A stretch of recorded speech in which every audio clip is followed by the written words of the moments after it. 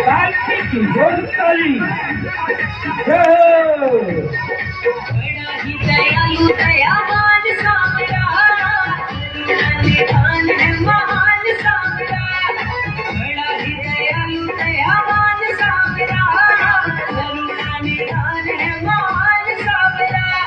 झूठे ना किसी को दिखा